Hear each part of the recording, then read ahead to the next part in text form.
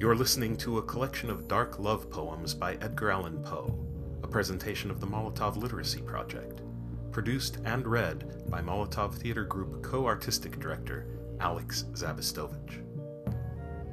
The Molotov Literacy Project is managed by the Molotov Theater Group, a nonprofit theater company devoted to education and the production of horror and suspense-related theatrical works, particularly those of the Grand Guignol French Theater of Horror. For more information, visit Molotov Theater Group online at www.molotovtheater.org. And now, on to a collection of dark love poems by Edgar Allan Poe.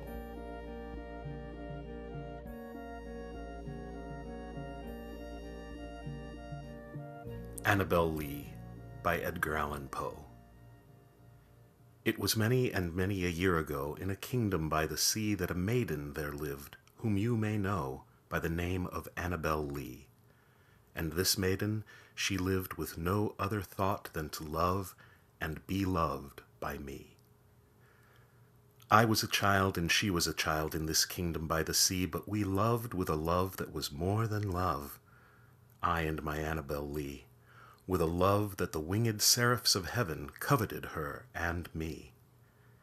And this was the reason that long ago in this kingdom by the sea a wind blew out of a cloud, chilling my beautiful Annabel Lee, so that her high-born kinsman came and bore her away from me, to shut her up in a sepulchre in this kingdom by the sea.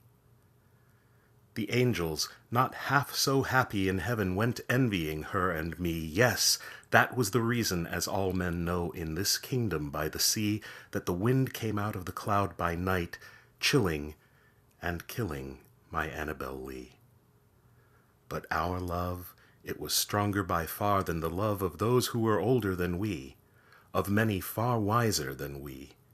And neither the angels in heaven above nor the demons down under the sea can ever dissever my soul from the soul of the beautiful Annabel Lee. For the moon never beams without bringing me dreams of the beautiful Annabel Lee, and the stars never rise but I feel the bright eyes of the beautiful Annabel Lee. And so, all the night-tide, I lie down by the side of my darling, my life and my bride, in the sepulchre there by the sea, in her tomb by the sounding sea.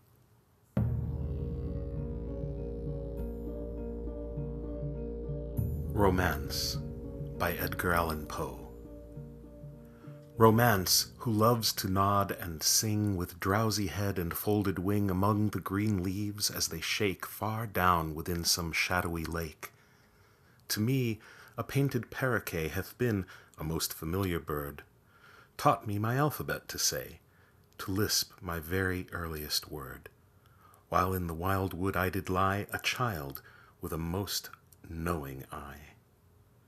Of late, eternal condor years so shake the very heaven on high with tumult as they thunder by, I have no time for idle cares through gazing on the unquiet sky. And when an hour with calmer wings its down upon my spirit flings, that little time with lyre and rhyme to while away forbidden things, my heart would feel to be a crime, unless it trembled with the strings. A Valentine by Edgar Allan Poe. For her this rhyme is penned, whose luminous eyes, brightly expressive as the twins of Leda, shall find her own sweet name, that nestling lies upon the page, enwrapped from every reader. Search narrowly the lines, they hold a treasure divine, a talisman, an amulet that must be worn at heart. Search well the measure, the words, the syllables. Do not forget the trivialest point, or you may lose your labor, and yet there is in this no Gordian knot which one might not undo without a saber if one could merely comprehend the plot. And written upon the leaf where now are peering eyes scintillating soul, there lies perdue 3 eloquent words oft uttered in the hearing of poets, by poets, as the name is a poet's too. Its letters, although naturally lying like the knight Pinto Mendez Ferdinando, still form a synonym for truth, cease trying. You will not read the riddle, though you do the best you can do. The Raven by Edgar Allan Poe. Once upon a midnight dreary, while I pondered, weak and weary, over many a quaint and curious volume of forgotten lore, while I nodded, nearly napping, suddenly there came a tapping as of someone gently rapping at my chamber door. "'Tis some visitor," I muttered, tapping at my chamber door, only this, and nothing more. Ah, distinctly, I remember it was in the bleak December, and each separate dying ember wrought its ghost upon the floor. Eagerly I wished the morrow, vainly I had sought to borrow from my books surcease of sorrow, sorrow for the lost Lenore, for the rare and radiant maiden whom the angels name Lenore, nameless here forevermore. And the silken, sad, uncertain rustling of each purple curtain thrilled me, filled me with fantastic terrors never felt before, so that now, to still the beating of my heart, I stood repeating, "'Tis some visitor entreating entrance at my chamber door, some late visitor entreating entrance at my chamber door. This it is, and nothing more." Presently my soul grew stronger, hesitating then no longer. "Sir," said I, "or madam, truly your forgiveness I implore, but the fact is I was napping, and so gently you came rapping, and so faintly you came tapping at my chamber door, that I scarce was sure I heard you." Here I opened wide the door. Darkness there, and nothing more. Deep into that darkness peering, long I stood there, wondering, fearing, doubting, dreaming dreams no mortal ever dared to dream before. But the silence was unbroken, and the stillness gave no token, and the only word there spoken was the whispered word, "Lenore." This I whispered, and an echo murmured back the word, "Lenore." Merely this, and nothing more. Back into the chamber turning, all my soul within me burning, soon again I heard a tapping somewhat louder than before. "Surely," said I, "surely that is something at my window lattice. Let me see then what thereat is, and this mystery explore. Let my heart be still a moment, and this mystery explore. 'Tis the wind, and nothing more." Open here I flung the shutter, when, with many a flirt and flutter, in there stepped a stately raven of the saintly days of yore. Not the least obeisance made he, not a minute stopped or stayed he, but with mien of lord or lady perched upon my chamber door, perched upon a bust of Pallas, just above my chamber door, perched and sat, and nothing more. Then this ebony bird beguiling my sad fancy into smiling by the grave and stern decorum of the countenance it wore. "Though thy crest be shorn and shaven, thou," I said, "art sure no craven, ghastly grim and ancient raven wandering from the nightly shore. Tell me what thy lordly name is on the night's Plutonian shore." Quoth the raven, "Nevermore." Much I marveled this ungainly fowl to hear discourse so plainly, though its answer little meaning, little relevancy bore. For we cannot help agreeing that no living human being ever yet was blessed with seeing bird above his chamber door, bird or beast upon the sculptured bust above his chamber door, with such name as Nevermore. But the raven, sitting lonely on the placid bust, spoke only that one word, as if his soul in that one word he did outpour. Nothing further than he uttered, not a feather than he fluttered, till I scarcely more than muttered, "Other friends have flown before. On the morrow he will leave me, as my hopes have flown before." Then the bird said, "Nevermore."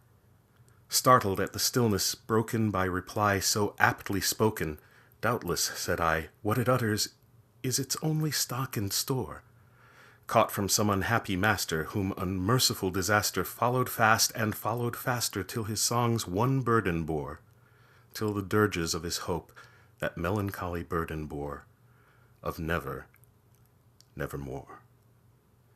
But the raven, still beguiling all my fancy into smiling, straight I wheeled a cushioned seat in front of bird and bust and door. Then, upon the velvet sinking, I betook myself to linking fancy unto fancy, thinking what this ominous bird of yore, what this grim, ungainly, ghastly, gaunt, and ominous bird of yore meant in croaking nevermore. This I sat engaged in guessing, but no syllable expressing to the fowl whose fiery eyes now burned into my bosom's core.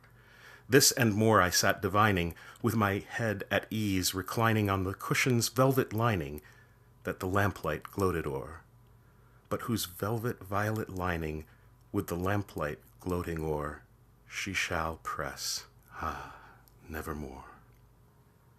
Then methought the air grew denser, perfumed from an unseen censer, swung by seraphim whose footfalls tinkled on the tufted floor. Wretch, I cried, thy God hath lent thee, by these angels he hath sent thee respite, respite and nepenthe from thy memories of Lenore. Quaff, oh quaff this kind nepenthe, and forget this lost Lenore. Quoth the raven, nevermore. Prophet, said I, thing of evil, prophet still if bird or devil, whether tempter sent, or whether tempest tossed thee here ashore, desolate, yet all undaunted, on this desert land enchanted, on this home by horror haunted, tell me truly, I implore, is there balm in Gilead? Tell me, I implore, quoth the raven, nevermore. Prophet, said I, thing of evil, prophet still if bird or devil, by the heaven that bends above us, by that God we both adore. Tell this soul with sorrow laden, if within the distant Aidenn it shall clasp a sainted maiden whom the angels name Lenore. Clasp a rare and radiant maiden whom the angels name Lenore. Quoth the raven, nevermore. Be that word our sign in parting, bird or fiend, I shrieked, upstarting, get thee back into the tempest and the night's Plutonian shore. Leave no black plume as a token of that lie thy soul hath spoken. Leave my loneliness unbroken, quit the bust above my door. Take thy beak from out my heart, and take thy form from off my door. Quoth the raven, nevermore.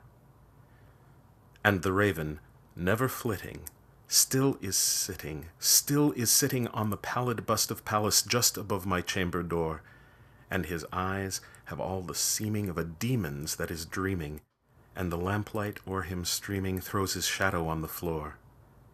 And my soul, from out that shadow that lies floating on the floor, shall be lifted nevermore.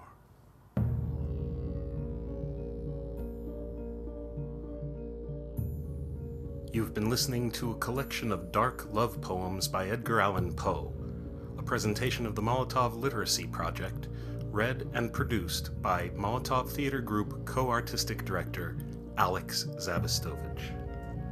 More information on the Molotov Literacy Project and Molotov Theater Group can be found at www.molotovtheater.org. Fans of Molotov Theater Group can see Molotov Theater's newest production, Normal, by Anthony Nielsen, beginning March 6th and running through March 30th at the DC Art Center in Adams Morgan. Happy Valentine's Day, and good night.